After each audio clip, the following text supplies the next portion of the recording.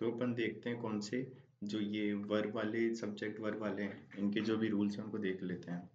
तो पहला अपन देखते हैं सबसे पहले तो कि कोई भी अगर सब्जेक्ट है, कोई भी वर्ब है, पहले तो सिंग, सिंग्स, तो वो सारी वर्ब होती हैं वो क्या होती हैं, पहले तो प्लूरल ही होती है दुनिया में सारी वर्ब। तो उनमें एस या जोड़ के उसको सिंगुलर बना सकते हैं पहले तो। जैसे सिंग है तो ये प्लूरल है, सिंग्स कर देंगे तो ये सिंगुलर हो जाएगी। फिर सेंग, संग, ये सेकंड फॉर्म है और थर्ड फॉर्म है, ठीक है। सिंग, सेंग, संग। फिर आगे चलें अपन, दूसरा अपन ने रूल पढ़ा है कि सब्जेक्ट प्लस वर्ब की फर्स्ट फॉर्म है, ठीक है। वर्ब की फर्स्ट फॉर्म है तो ये होती है। लेकिन अगर subject he, she, it, name है या सिंगुलर है तो वर्ब की फर्स्ट फॉर्म के साथ एस ई एस लगाना पड़ेगा, तब जाके वो होगा, ठीक है। और जैसे इसमें जो हैज है ना वो भी फर्स्ट फॉर्म ही होती है वर्ब की। फिर सब्जेक्ट है और you, we, they, I plural है। कौन सा? You, we, they, I. तो इसमें एस ई एस नहीं जोड़ना है, ठीक है, वर्ब के साथ में। तो अपन को, और जो है वो होता है वो प्लूरल के साथ में ही आता है। फिर अपन आगे चले तो सेकंड अपन ने देखा है सब्जेक्ट है, सब्जेक्ट के साथ में वर्ब की सेकंड फॉर्म का प्रयोग होता है। तो लेकिन अगर उसमें डिड का प्रयोग हो रखा है पहले से तो फिर अपन को वर्ब की फर्स्ट फॉर्म ही यूज करनी है, ठीक है। तो जैसे डिड, तो डिड आ गया तो उसमें वर्ब की फर्स्ट फॉर्म ही आएगी। फिर आगे चलें अपन, अगर सब्जेक्ट है उसमें सीधे सीधे वर्ब की थर्ड फॉर्म का प्रयोग नहीं हो सकता है।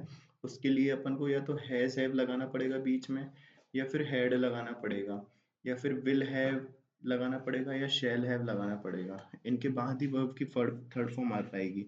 तो सब्जेक्ट के साथ हैज हैव, हैड, या फिर विल हैव या शैल हैव लगेगा, तभी वर्ब की थर्ड फॉर्म आएगी, ठीक है। फिर आगे चलें, अगर सब्जेक्ट है उसके साथ में हैज हैव आएगा, या फिर हैड आएगा, या फिर विल हैव आएगा, तो इसके साथ अगर टू आ रहा है, जैसे हैज हैव, या हैज टू हैव टू, या विल हैव टू, या फिर शैल हैव टू, तो वर्ब की फर्स्ट फॉर्म आएगी बाद में, ठीक है। अपन को ये याद रखना है, सब्जेक्ट हैज हैव इनके साथ टू लग रहा है तो वर्ब की फर्स्ट फॉर्म, सब्जेक्ट के साथ हैड टू आ रहा है तो वर्ब की first form, will have, shall have के साथ टू आ रहा है तो वर्ब की फर्स्ट फॉर्म।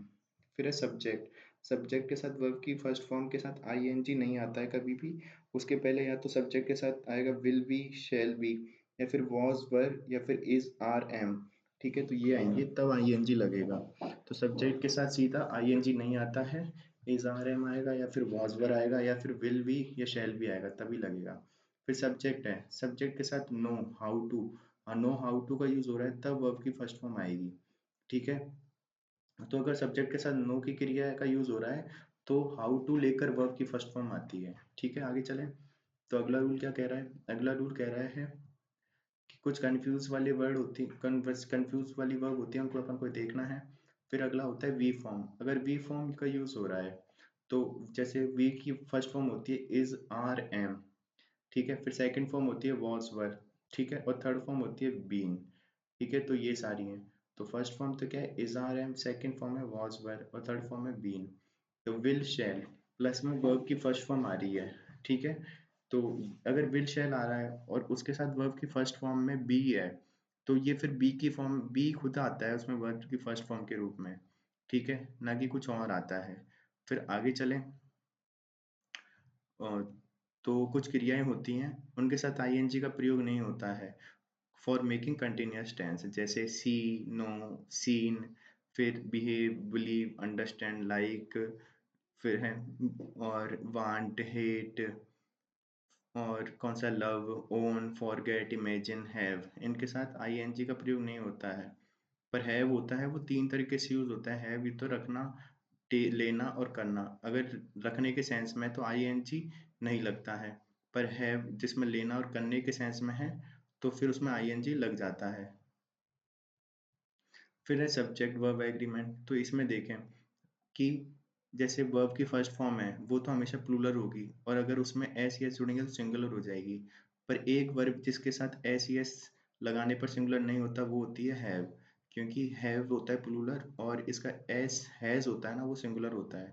फिर अपन आगे चलें, अपन को एक चीज़ और देखनी है कि अगर हेल्पिंग वर्ब है, हेल्पिंग वर्ब में डज, इज, हैज, वॉज, तो ये तो होते ही सिंगुलर।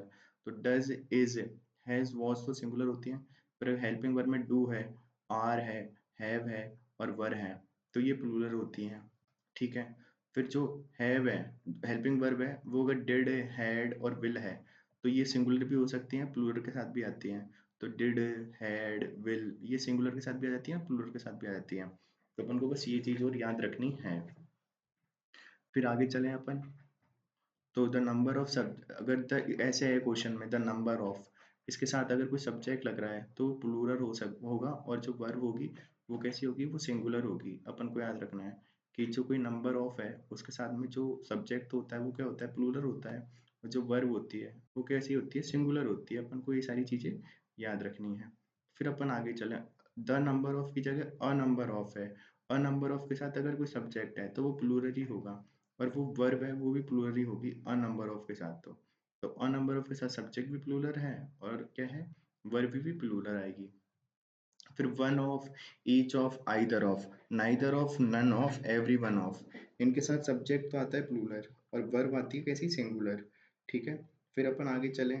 तो each, one, every, each, one, every इनके साथ सब्जेक्ट आता है सिंगुलर, और वर्ब कैसी आती है, सिंगुलर। तो यहाँ पे सब्जेक्ट क्या हो गया, सिंगुलर, ईच, वन और एवरी के साथ। और each of, one of, neither of, none of इनके साथ प्लूरल आता है। फिर आगे चलें अपन।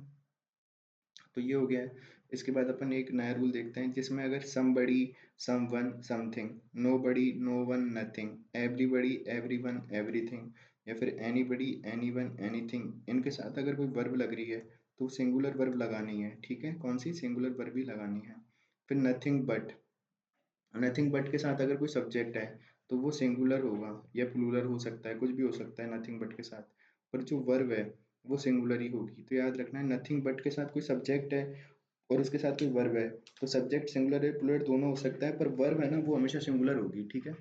फिर आगे चलें अपन को। सच और मैनी, उसके साथ में अगर कोई सब्जेक्ट लग रहा है सच मैनी के साथ में, तो वो प्लूरल होगा और वर्ब भी प्लूरल होगी। पर सच मैनी और सच मैनी के साथ में कोई आर्टिकल लग रहा है ए आई एन, सब्जेक्ट सिंगुलर होगा और वर्ब भी कैसी होगी, सिंगुलर होगी। ठीक है।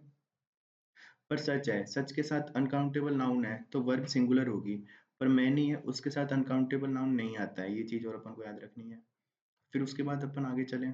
तो यदि दो सब्जेक्ट हैं और पहला सब्जेक्ट है उस और सेकंड सब्जेक्ट है वो जुड़ रहा है किससे, एज वेल एज से, अलोंग से, विद से, टुगेदर से, एक्सक्लूडिंग से, इंक्लूडिंग से, एक्सेप्ट से, एंड नॉट से, इन एडिशन टू और बिसाइड से, तो जो वर्ब है वो फर्स्ट वाले ऑब्जेक्ट के अकॉर्डिंग होगी, ना कि सेकंड ऑब्जेक्ट के अकॉर्डिंग। फिर ये अगर कंजक्शन है जो कि जुड़ने वाला है वो अगर एंड से जुड़ रहे हैं तो फिर वर्ब हमेशा तो आर आएगी। ठीक है, ना कि फर्स्ट वाले के अकॉर्डिंग आएगी। फिर अगर सब दो सब्जेक्ट हैं वो not only but also say जुड़ रहा है, ना इधर नॉट से जुड़ रहा है आइदर और से जुड़ रहा है, तो यहाँ पे जो वर्ब आएगी वो सेकंड सब्जेक्ट के अकॉर्डिंग आएगी। ठीक है। तो अपन को ये याद रखना है। फिर आगे चलेंगे। अगर कोई दो सब्जेक्ट हैं और वो बोथ एंड से जुड़ रहे हैं, किससे, बोथ एंड से, तो वो वर्ब हमेशा प्लूरल आएगी उसमें, ना कि सिंगुलर आएगी। तो ये तो फिक्स ही कर दिया इसने कि सेकंड के अकॉर्डिंग भी नहीं आएगी, प्लूरल ही आएगी अगर एंड से जुड़ रहे हैं तो, बोथ एंड से। तो ये सब है। तो ये रूल अपन को याद रखना है।